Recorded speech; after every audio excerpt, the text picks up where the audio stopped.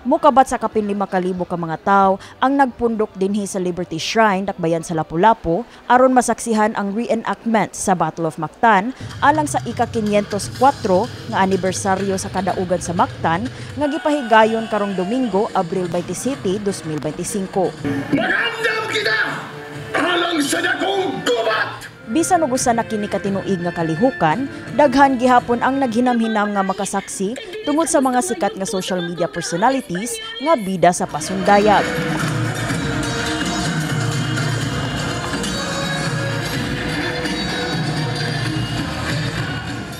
Ang British-Filipino model ug aktor nga si Sean Pelayo ang nagdala sa papel ni Dato Lapu-Lapu, samtang ang iyang pares nga internet personality nga si Crisalia Ging o mas nailhan nga si Habibi maoy nagray na bulak na.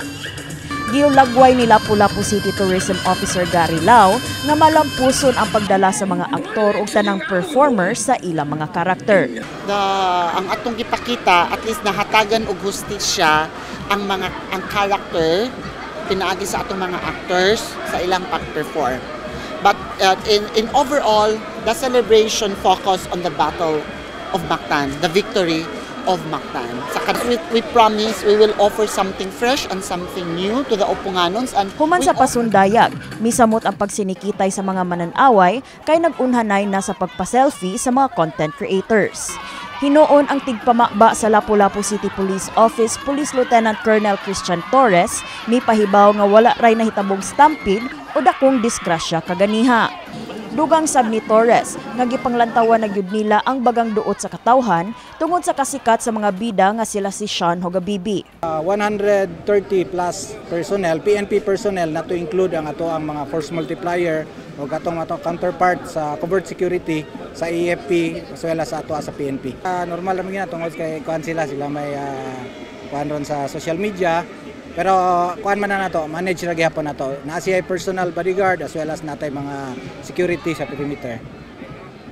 Pipila sab ka mga opisyales ang mitambok sa maong kalihukan. Lakip ni ini si Budget and Management Secretary Amena Pangandaman nga maoy nangulo sa wreath-laying ceremony, inubanan nila ni Lapu-Lapu City Mayor Junard Ahong Chan ug Congresswoman Cynthia Cindy Chan. Ang gipakita karon nga makita na to ang sa nilabay o karon nakita na to ang si Lapu-Lapu gikan sa pagkabata antod nga idako siya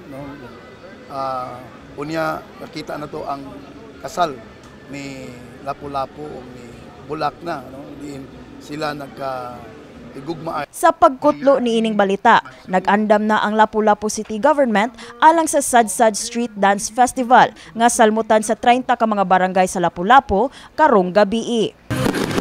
Kini si Eliza May Piniranda, alang sa MyTV, Cebu.